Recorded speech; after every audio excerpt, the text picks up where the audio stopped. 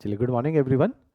Civil step HPS 2025 के लिए हम लोग एक नया बैच अनाउंस करने वाले हैं और ये बैच जो स्टार्ट होने वाला है ये है 5th ऑफ जुलाई से। क्योंकि अगला एचपीएस एग्जामिनेशन जैसा कि आप लोग देख ही रहे हैं कि जून के मंथ में अनुमम कंडक्ट करवाया जाता है, तो अगला एग्जामिनेशन भी जून में कंडक्ट करवाया जाएगा। तो उसी को मद्देनजर रखते हुए ये बैच स्टार्ट किया जा रहा है, जो कि तकरीबन 1 साल का टेन्योर इस बैच का रहेगा, जिसके अंदर अलग अलग स्टेजेस इन्वॉल्व है और किस तरह से एग्जामिनेशन कमीशन कंडक्ट करता है। तो ये बैच उसी एग्जामिनेशन के सटीक तरीके के लिए कंडक्ट किया जाएगा। जैसे सिविल स्टेप में कई सारे बच्चे ऑनलाइन ऑफलाइन पढ़ते हैं, तो कुछ जो हमारे जो बैचेस हैं, क्योंकि ये ज़्यादा रिजल्ट प्रोड्यूस कर रहे हैं, तो इसकी एक इनहेरेंट सीक्वेंस को हमें समझना पड़ेगा। इसके अंदर एक सटल स्ट्रक्चर चल रहा है, उस स्ट्रक्चर को समझना पड़ेगा, तब आपको समझ आएगा कि कैसे ये बैच बड़े लाभदायक होते हैं जब हम एचपीएस एग्जामिनेशन को तैयार करते हैं। देखिए, सेल्फ स्टडी के अपने बेनिफिट भी हैं, मेरिट भी हैं और डीमेरिट भी हैं। सबसे बड़ा डीमेरिट सेल्फ स्टडी का है कि अप्रोच मिसिंग हो जाती है। अप्रोच का मतलब है एक सही दिशा, एक सही स्ट्रेटेजी, एक सही गाइडेंस से सेल्फ स्टडी नहीं चलती। क्योंकि सेल्फ स्टडी क्या करते हैं, हम अपनी उम्र की अपनी समझ के हिसाब से तैयारी करते हैं। हो सकता है कि हमारी समझ के बीच में और एचपीएस एग्जामिनेशन जिस स्टैंडर्ड पे कंडक्ट करवाया जा रहा है उसमें मिसमैच है, और अनुमम ये मिसमैच बहुत ज़्यादा होता है। इसीलिए सेल्फ स्टडी से सिलेक्शंस आते तो हैं, लेकिन आप समझिए कि अगर 10 रैंक है और 10 में से 2 बच्चा सेल्फ स्टडी से निकला है और 95% बच्चा सेल्फ स्टडी से तैयारी कर रहा है, तो हमें समझना पड़ेगा कि जो प्रपोर्शनेट है, जो प्रपोर्शन ऑफ सिलेक्शन है, डेट इज क्वाइट लो। इसको नजर में रखते हुए जनरली मैं सेल्फ स्टडी प्रमोट करता हूं, लेकिन बहुत कॉन्शियसली अगर कोई सेल्फ स्टडी करे, बहुत अच्छे तरीके से, गाइडेंस से और क्लैरिटी के साथ करे, उसके रिजल्ट निकालने की संभावना अधिक रहती है। अनुमम ये कम होता है, इतना डिसिप्लिन, सेल्फ इम्पोज डिसिप्लिन कम लोगों में होता है, इसलिए हर किसी को सेल्फ स्टडी रिजल्ट नहीं यील्ड करती। ऐसे विद्यार्थियों के लिए इंपॉर्टेंट है कि वो कोचिंग के ऊपर या सही एकेडमी के ऊपर बैंक करे। कोचिंग भी बहुत सारी प्रकार की है, हर किसी के अंदर वो जो स्ट्रक्चर एक पेपर को क्वालिफाई करवाने वाला होता है वो मिसिंग है। उस स्ट्रक्चर की अगर मैं चर्चा करूं, जैसा कि अगर आप देखते हैं कि सबसे इंपॉर्टेंट इस एग्जामिनेशन के लिए जो है वो है डायरेक्शन। अगर आपको सही दिशा मिल गई तो आप इस पेपर को चाहे सेल्फ स्टडी से तैयार कर सकते हैं। तो जैसे हम लोग क्या करें कि इतने लंबे समय से बहुत सारे बच्चे हैं जिन्होंने कोचिंग कर ली है, कहीं किसी और इंस्टीट्यूट से कर ली, सेल्फ स्टडी कर ली, उनको केवल डायरेक्शन के बेसिस पे और मल्टीपल हमारे पास अलग अलग स्टेजेस के लिए अलग अलग प्रकार के स्ट्रैटेजी है, अलग अलग प्लान ऑफ एक्शन है, उसके माध्यम से क्वालिफाई करवाते। तो डायरेक्शन सबसे इंपॉर्टेंट पार्ट है। इसी डायरेक्शन के लिए एक हमारा फ्री कोर्स है जिसको हम बोलते हैं, जैसे अगर आप देखेंगे, फ्री कोर्स फॉर फ्रेशर। ये बिल्कुल फ्री है। इसमें मैंने 10 वीडियोस का एक टेम्पलेट बनाया है, एक सेट बनाया है। ये फ्री कोर्स का लिंक नीचे डिस्क्रिप्शन से भी आपको मिलेगा, या आप हमारी app civil step Himachal download कर लीजिए। उसके अंदर आपको इस फ्री कोर्सेज के बारे में एग्जांपल के तौर पे मैं इसको आप लोगों को बताऊं कि क्या है इस फ्री कोर्स के अंदर, जिसके अंदर डायरेक्शन की मैंने बात करी कि अगर आपको इस एग्जामिनेशन को क्वालिफाई करना है तो आपको ना एंड टू एंड दिखना चाहिए कि आज मैं तैयारी शुरू कर रहा हूं और अगले साल तक मैं किस तरह से तैयारी करूं। तो क्या चीजें इसके अंदर है कि पहले तो डिटेल्ड पैटर्न समझ लो पेपर का, सिलेबस क्या है, कट ऑफ कितनी जाती है, एलिजिबिलिटी क्या है, तो in and out of examination आपको पता होना चाहिए। फिर आपको मंथ वाइज स्टडी प्लान बनाना आना चाहिए, वो भी इसमें मैंने वीडियो एक बनाया हुआ है। इसके अलावा मैंने बताया कि अच्छा, प्रीलिम्स के अगर नोट्स बनाने ना, तो नोट्स को सेंट्रलाइज करने का एक प्रिंसिपल होता है जिससे पेपर के क्वालिफाई होने की संभावना अधिक होती है। सेंट्रलाइज करने का प्रोसेस क्या है, तो जैसे मैंने बोला, इस एग्जामिनेशन में डायरेक्शन पढ़ तो हर कोई रहा है। इस एग्जामिनेशन में 50,000 लोग पढ़ रहे हैं, लेकिन 50,000 तो क्लियर नहीं कर रहे ना, क्लियर तो 10-12 लोग कर रहे हैं। तो कोई तो अलग एक तरीका अपना होना चाहिए।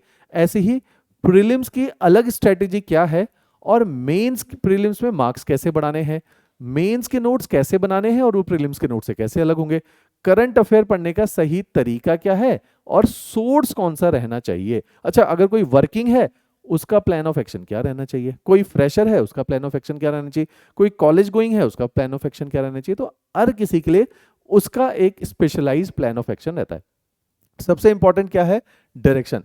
तो इसी डायरेक्शन के लिए जैसा मैंने बोला कि आप लोगों ने इस फ्री कोर्स को देखना है, जिसमें 10 वीडियोस का लिंक दे रखा है ना, 10 वीडियोस दे रखे हैं, 20-20 मिनट के वीडियो, इनको जरूर देखना है। उससे आपको क्लैरिटी आएगी, अच्छा ये एक सटीक तरीका हो सकता है तैयारी का। अब आता है काम एग्जीक्यूशन का। अब देखो, कोचिंग इंस्टीट्यूट कहाँ पे हेल्प करता है।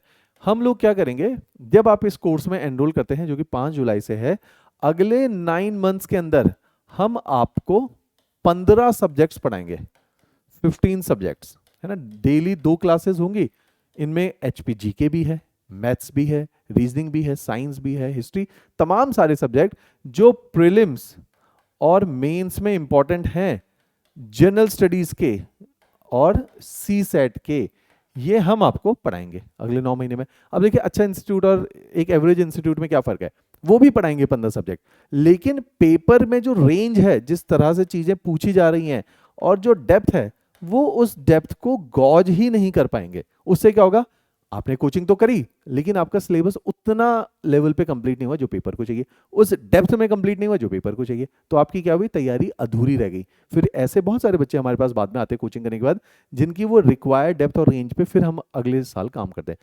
आपके साथ भी ऐसा हो सकता है, तो आपने क्या करना है, रेंज और डेप्थ को आइडेंटिफाई करना है। तो उससे क्या होगा कि आपका पेपर पहले ही आप उस लेवल तक जा पाओगे जिस लेवल में एग्जामिनेशन कंडक्ट किया जा रहा है। तो अगले 9 महीने हमने आपके साथ ये करना है। अब टाइम क्या है कि जब हम आपको ये सारी चीजें करवा रहे हैं, उस टाइम पे दो काम हम पैरेलली कर देंगे, क्योंकि आपको समझना पड़ेगा।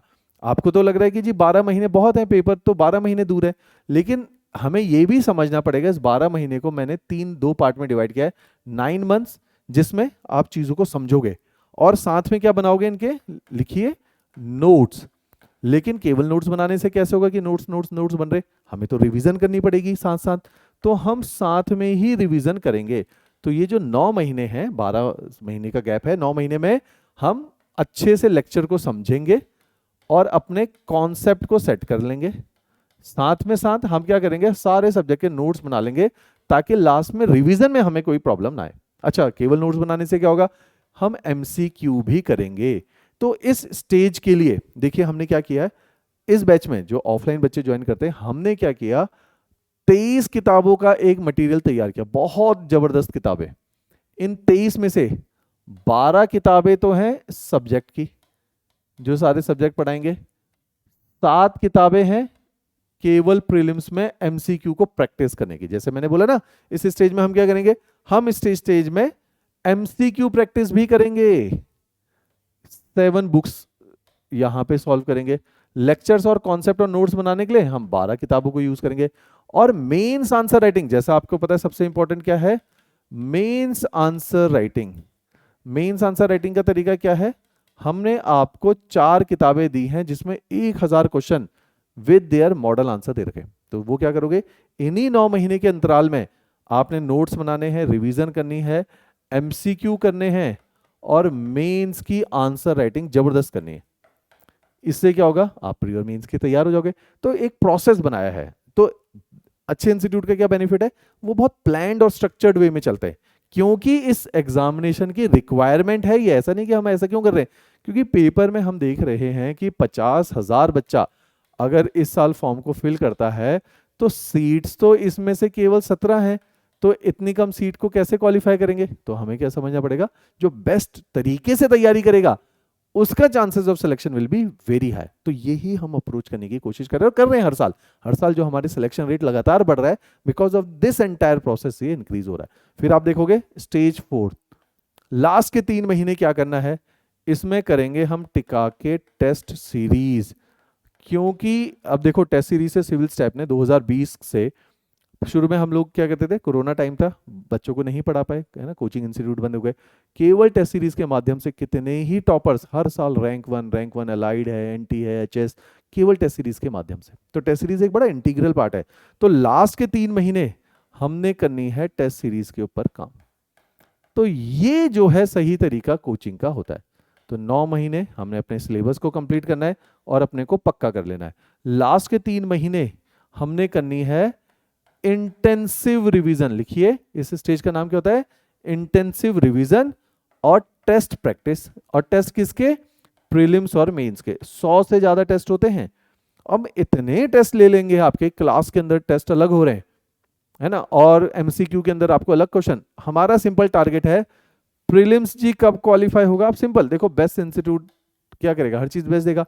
प्रीलिम्स कब क्वालिफाई होगा, जब हम आपको क्लास टेस्ट लेंगे, आपके डेली असाइनमेंट। अब हमने पैटर्न क्या चेंज किया इस बार, डेली असाइनमेंट आपको मिलेंगे। टॉपिक पढ़ा, लो जी 20 क्वेश्चन, टॉपिक पढ़ा, अगले 9 महीने तक डेली बेसिस पे आपको असाइनमेंट मिल रहा है। तो आपकी वैल्यू एडिशन होगी, इससे आपको चीजें याद होगी, तभी तो आप और उसे कंप्लीट कर पाओगे। फिर आपको एमसीक्यू बुक्स मिल गई, इनके अंदर कितने क्वेश्चन किए जी? 5600 क्वेश्चन कर लिए, राइट। यहां कितने क्वेश्चन के क्लास टेस्ट में? नियरली 4 to 5,000 एमसीक्यू यहां पे हम आपको करवाएंगे, एमसीक्यू बुक्स करवाएंगे। साथ में आपको प्रीलिम्स के लिए टेस्ट सीरीज के अंदर 4000 एक्स्ट्रा क्वेश्चन देंगे। तो इसके बाद पेपर कहां जाएगा? जब 15,000 क्वेश्चन आप हमारे साथ ही कर लोगे प्रीलिम्स के, इसके बाहर कुछ भी नहीं रह गया। Same goes for mains. Mains के अंदर हमारा सिंपल फंडा क्या है कि आपसे खूब आंसर राइटिंग करवानी है। अब बिना आंसर राइटिंग के तो पेपर नहीं निकलेगा ना ये वाला। तो मेंस का तरीका क्या है? क्लास टेस्ट में आंसर राइटिंग, फिर बुक्स 4 बुक्स जिसके अंदर आपको 1000 क्वेश्चन और आंसर है। उसके बाद टेस्ट सीरीज जिसके अंदर 700 प्लस क्वेश्चन आंसर। तो हमारा सिंपल फंडा है कि 2000 क्वेश्चन और उनके मॉडल आंसर लिखोगे तो पेपर क्वालिफाई कर लोगे। क्लियर? तो ये एक हम लोगों ने प्लान बनाया पूरा, तो पूरा स्ट्रक्चर्ड अप्रोच है। ये पेपर इसी स्ट्रक्चर्ड अप्रोच से निकलेगा। तो ये बैच जो शुरू होने वाला है इसमें सारी चीजें बता रखी, जैसे स्टडी मटेरियल दिया जाएगा जी, कितना दिया जाएगा? 23 किताबें, 12 सब्जेक्ट की किताबें, 7 एमसीक्यू की किताबें, है ना, 4 मेंस की किताबें। अच्छा जी, जनरल स्टडीज पढ़ा जाएगा, बिल्कुल। सी सेट पढ़ा जाएगा, बिल्कुल। प्रीलिम्स भी कवर्ड है जी, मेंस भी कवर्ड है।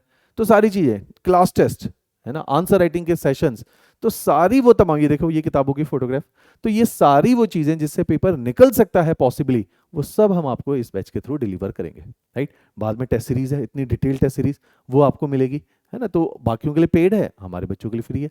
आपने क्या करना है, इस बैच में इंग्लिश मीडियम का ऑफलाइन बैच रहेगा। अगर कोई हिंदी मीडियम का भी अभ्यर्थी है वो भी इस बैच को ज्वाइन कर सकता है, क्योंकि उसको सारा कंटेंट हिंदी मीडियम में अवेलेबल हो जाएगा। 5 जुलाई से बैच शुरू होने वाला है। इसके डिस्क्रिप्शन के नीचे एक डेमो लेक्चर का लिंक है। आपने क्या करना है, before directly joining the batch सारे फैकल्टी के डेमो लेक्चर को देखेंगे आप, है ना। सारे फैकल्टी के देखे, ये टीचर, ये उनके नाम है, ये सब्जेक्ट उनके पढ़ा रहे, सभी को देखो। क्यों? जब बेस्ट इंस्टीट्यूट है तो हर फैकल्टी बेस्ट देने का प्रयास करेंगे। कई जगह क्या होता है कि डेमो आप कहते हैं कि फ्री डेमो दे दो सर क्लासरूम में, लोग बिठा देते, बेस्ट टीचर अपना भेज देते डेमो में, वो आपको बढ़िया पढ़ाएगा, लेकिन वो 12 में से एक ही सब्जेक्ट पढ़ाएगा, बाकी सारे 11 की जो ट्रेल है वो बहुत कमजोर है। तो बच्चे क्या करें? क्यों मैं ये बार बार बोला, मैं कभी नहीं किसी सेशन में आज तक बोला, रीजन क्या है कि अब हमारे पास बहुत सारे ऐसे बच्चे आ रहे हैं जो किसी और इंस्टीट्यूट से पढ़े हुए हैं और उनका सिलेबस बहुत अच्छा कंप्लीट नहीं हुआ। तो हमें समझ आ रहा है कि अब उन लोगों का करियर खराब होना शुरू हो गया बच्चों का, क्योंकि एक साल आपने 1 लाख 1.5 लाख फीस भी दे दी है, कोचिंग भी अच्छे से नहीं हुई है, सेकेंड ईयर आपके पेरेंट्स फीस नहीं देंगे और आपका एक बहुत बड़ा गैप तैयार हो गया। अब हम उस गैप को अलग माध्यम से सॉल्व करने का प्रयास करते हैं, कई सारे बच्चों को तो क्लासेस में भी बिठाते हैं, तो हम देखते हैं उनके लिए बेस्ट सुटेबल चॉइस क्या रहती है। तो आप ऐसी गलती ना करें, इसीलिए मैं अभी ये सारी चीजें बहुत क्लियरली यूट्यूब पे बता रहा हूं, पहले कभी नहीं बोलता था मैं इसके बारे में, राइट। चलिए, तो ये बैच 5 जुलाई से शुरू होगा, डेमो लेक्चर्स देखने हैं आपने, और उससे भी इंपॉर्टेंट एक हमारी फ्री सीरीज है एनसीईआरटी की, उसका नाम है आरंभ सीरीज। इसके अंदर हमने क्या किया, 6 to 12th क्लास की एनसीईआरटीज पढ़ाई है। इन एनसीईआरटी के माध्यम से आप क्या कर सकते हो कि सारी चीज़ों को अच्छे से समझ सकते हो। तो ये फ्री एनसीईआरटी सीरीज है, इसको आपने ज्वाइन करना है और इसको देखना है फ्री वीडियोस का। इसका लिंक भी नीचे डिस्क्रिप्शन में मिलेगा, या हमारी ऐप पे आप एनसीईआरटी टाइप करोगे वहां मिल जाएगा। तो वहां से इन लेक्चर्स को देखना है, समझना है, ताकि क्लासेस में आप एक बेस लेकर आओ। तो बेस अपना बना लो जब तक, फिर क्लासेस में एनरोल करोगे तो आपको क्लासेस में ज़्यादा समझ आएगा। क्योंकि हमने क्या करना है, एचएस के स्टैंडर्ड पे पढ़ाएंगे तो वो स्टैंडर्ड थोड़ा ऊंचा होता है, तो आपने उसके स्टैंडर्ड पे पहुंचने का प्रयास करना है। क्लियर? इसके अलावा अगर आप मेरे साथ भी डायरेक्टली बात करना चाहते हैं तो विनय जोशी मेरा नाम है, मैं मेंटोरिंग का ही काम देख रहा हूं पिछले 5 सालों से, और ज्योग्राफी सब्जेक्ट मैंने ही आपको पढ़ाना है। तो इस नंबर पे आप अपनी कॉल मेरे साथ भी अरेंज करवा सकते हैं अगर कोई बहुत स्पेसिफिक इंक्वायरी आप पता करना चाहते हैं, राइट। चलिए, थैंक यू एवरीवन।